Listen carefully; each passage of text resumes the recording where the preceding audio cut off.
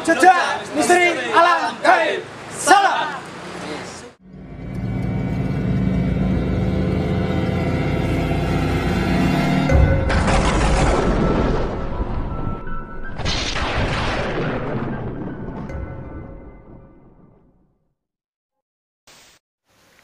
Assalamualaikum warahmatullahi wabarakatuh. Alhamdulillahirabbil alamin, wassalatu wassalamu asrofil anbiya'i wal mursalin wa ala alihi wa sahbihi ajma'in, amma ba'du.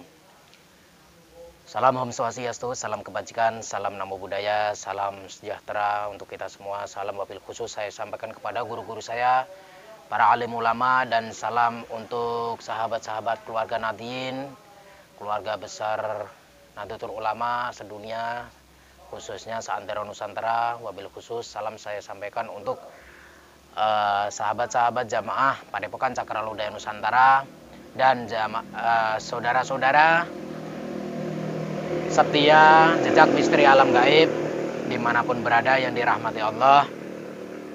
Alhamdulillah bertemu kembali dengan saya. Sebenarnya saya masih sakit ini. Saya masih keringat dingin.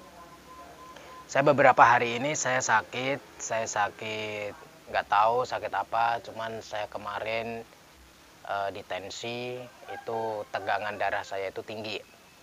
Mungkin banyak pikiran atau apa, saya nggak tahu. Namun tidak mematahkan semangat saya untuk memberikan edukasi dan selalu mengkritik. Di mana ada kesalahan akan saya kritik. Di mana ada kekeliruan saya harus berani mengkritik. Jadi sedulur-sedulur, tadi pagi sebelum Jumatan, sebelum sholat Jumat, saya itu melihat di Facebook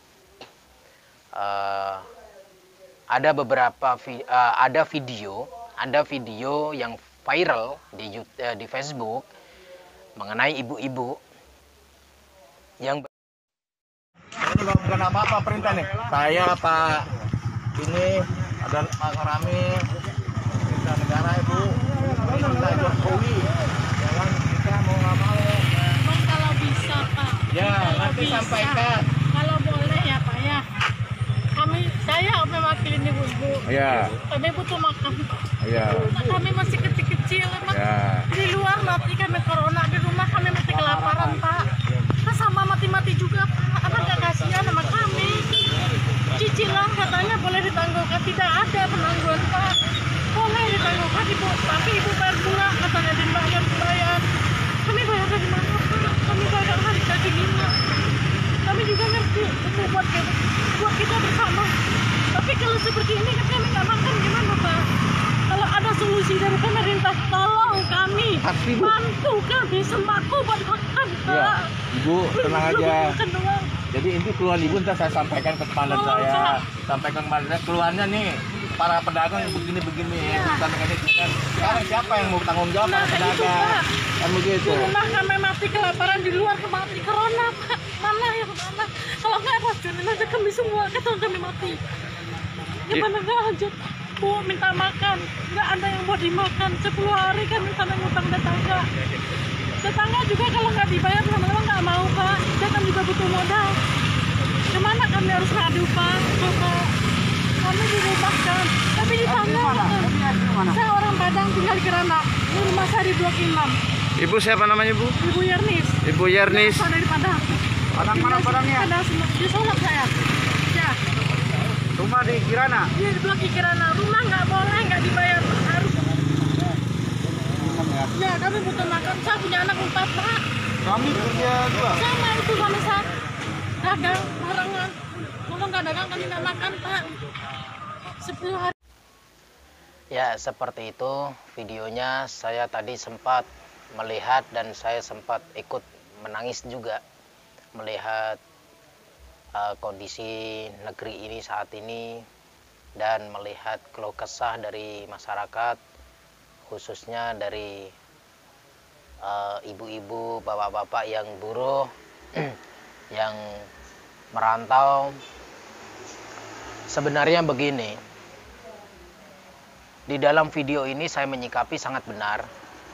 Kalau pemerintah memberikan sebuah komando atau memberikan sebuah fatwa mengenai harus karantina di rumah, nggak boleh keluar rumah, nggak boleh keluar kampung. Saat ini saya ini di daerah Ngawi. Saya ini lagi di daerah Ngawi dan saya tadi sempat keliling-keliling di sekitar Ngawi ya. Ternyata banyak sekali kampung-kampung yang ditutup. Ada yang ditutup palang pakai kayu, ditulisin tidak boleh masuk. Terus ada yang dipalang pakai tong tong yang buat aspal itu. Terus ada yang dijaga ketat, mau masuk nggak boleh. Jadi begini, oke lah, kalau mau membatasi sebuah aktivitas keluar masuk kampung nggak boleh. Saya tadinya itu cuma pengen lewat, ternyata dilarang. Oke, nggak masalah dilarang. Semoga video ini terdengar sampai ke telinganya pemerintah pusat, khususnya para DPR, wali kota, bupati, dan khususnya untuk pemerintahan daerah Ngawi ya. Kita boleh waspada, kita boleh mengantisipasi mengenai virus corona ini, wabah ini ya. Namun jangan terlalu overdosis, jangan terlalu over. Kenapa saya katakan jangan terlalu over? Kasihan para buruh, para pekerja, para kuli. Kasihan mereka. Jadi kami sebagai rakyat, yang rakyat biasa, mungkin kami gajinya cuman cukup buat makan dan buat bayar cicilan dan buat bayar listrik.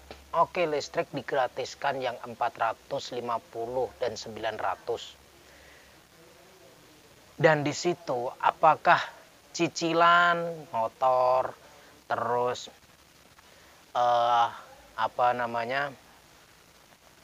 cicilan-cicilan rumah atau cicilan-cicilan tanah atau apa, apakah pemerintah berpikir sampai segitu? Dan kalau misalkan listrik digratiskan, terus di kampung-kampung itu dicegat, orang nggak bisa keluar masuk, mau kerja apa? Apalagi ibu-ibu yang tadi dagang itu dengan hasil halal, dengan hasil sendiri, punya pribadi, tidak maling. Tidak maling. Beda dengan DPR. DPR boleh keluar rumah. Padahal DPR, saya kritik ini, padahal DPR 89% adalah oknum korupsi, koruptor. Saya berani berkata seperti ini karena saya tahu. Jadi, selama ini mungkin saya diam. Karena selama ini saya tidak mengenal namanya YouTube. Dan ini sudah saatnya saya ikut angkat bicara. Sudah saatnya saya angkat bicara. Karena saya melihat kondisi negeri saat ini memprihatinkan. Kalau pemerintah pusat itu menyarankan lockdown, misalkan pengen menyarankan lockdown. Terutama diri Anda harus lockdown. Jangan menekan rakyat kecil untuk melakukan lockdown. Tapi diri kalian juga harus lockdown. Dan ingat, Bapak Presiden Joko Widodo dan Bapak-Bapak Menteri, saya mohon Bapak Presiden, coba setahun ini, selama wabah ini berlangsung, dan selama setahun ini, tolong setiap bulannya gaji dan tunjangan para DPR, bupati, wali kota, gubernur, menteri 50% potong untuk rakyat kecil. Potong untuk rakyat kecil. Jangan cuma gaji mereka, tapi tunjangan mereka juga. Potong 50%. Kalian menjadi seorang pejabat, siapa yang memilih? Pikir pakai akal, pikir pakai otak. Jangan pikir pakai dengkul.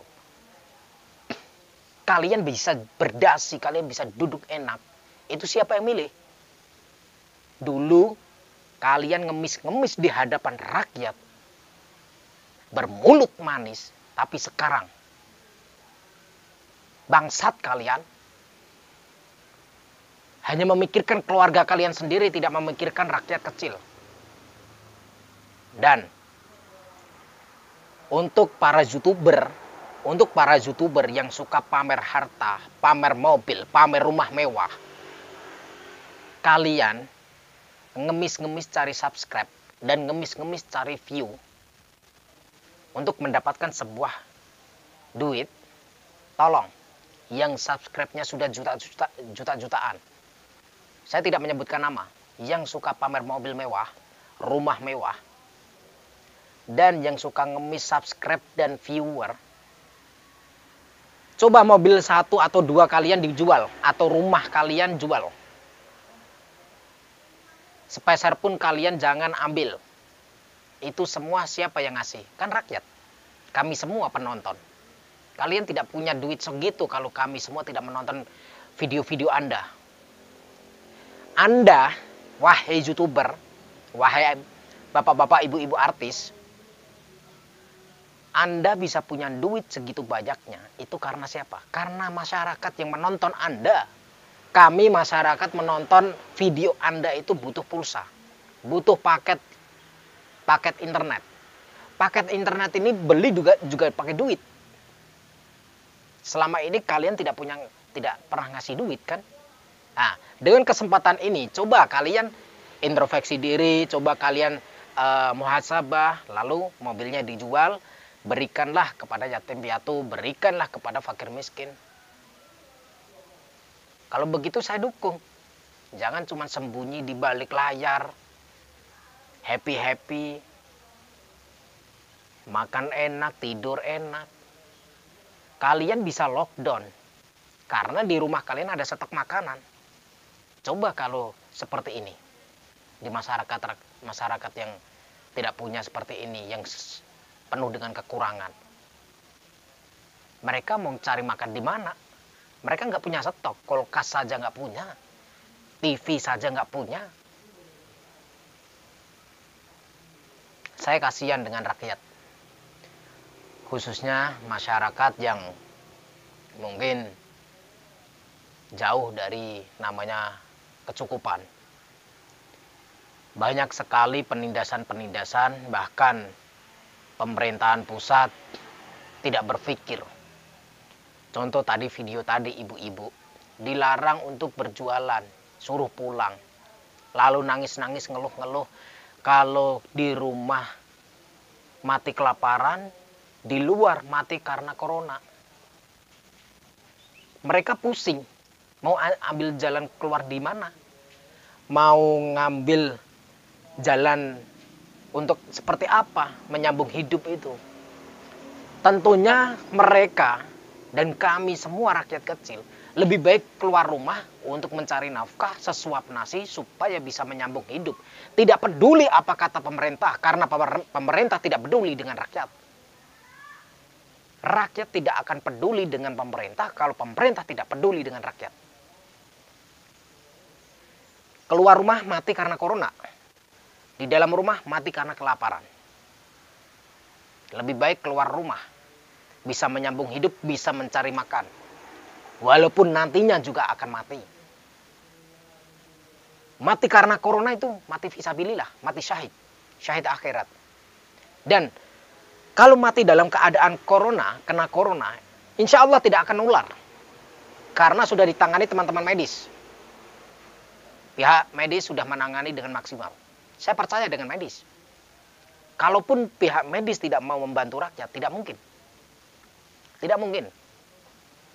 Karena pihak medis juga punya rasa kasihan. Beda dengan pemerintah yang tidak punya rasa kasihan.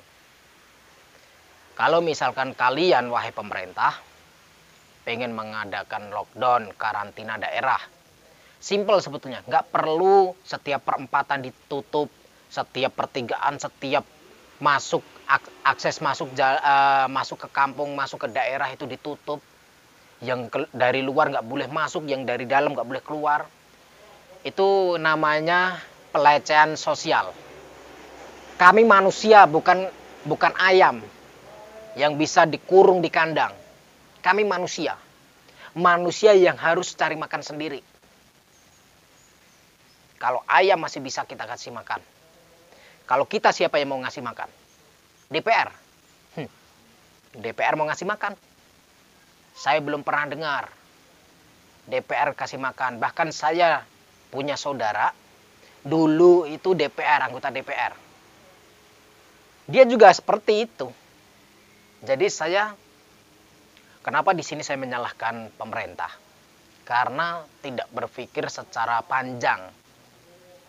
Tidak berpikir apa nasibnya rakyat. Jadi begini, kalau pengen mengadakan sebuah karantina daerah atau lockdown, caranya mudah.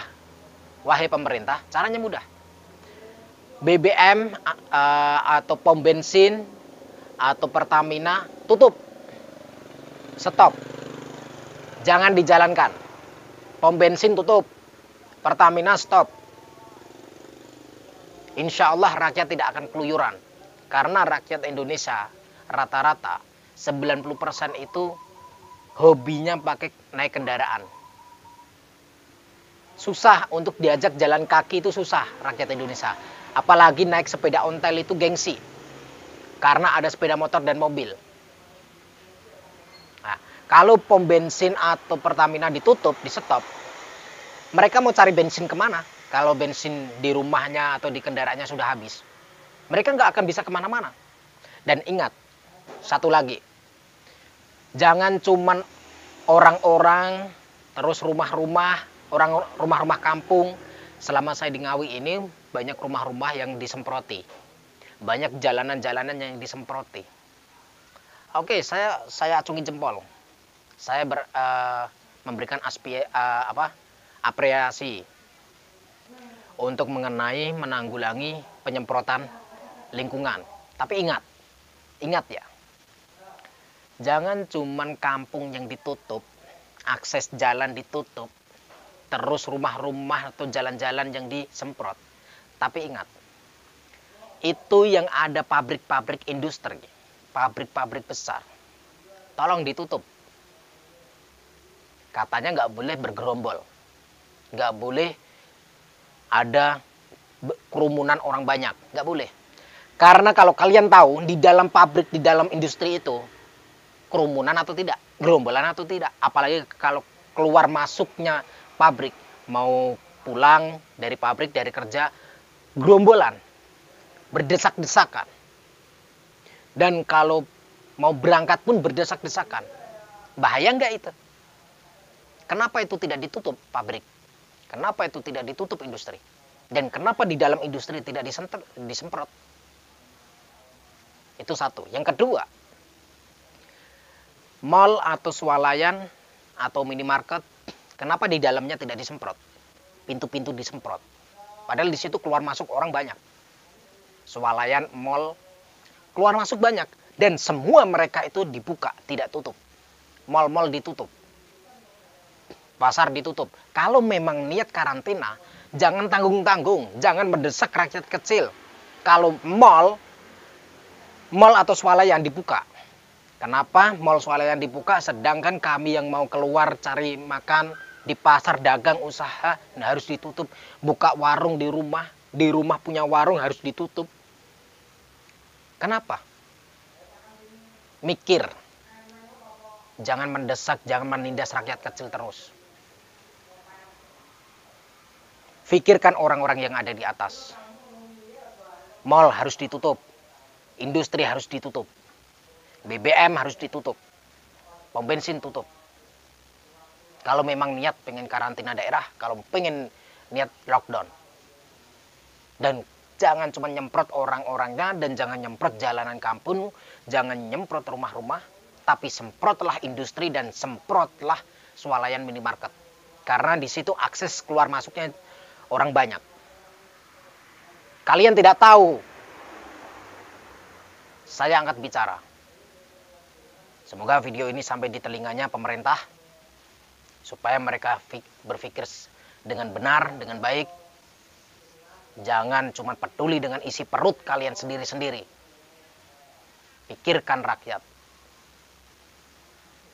Oke. Dari saya, Gus Nur Samson Aljawi, selaku pengasuh Padepokan Cakralodaya Nusantara, mendoakan semoga lekas bebas dari wabah ini. Semoga teman-teman yang sakit diberikan kesehatan, diberikan kesembuhan, diangkat penyakitnya. Semoga kita semua dijauhkan dari namanya wabah corona. Akhirul kalam, wassalamualaikum warahmatullahi wabarakatuh.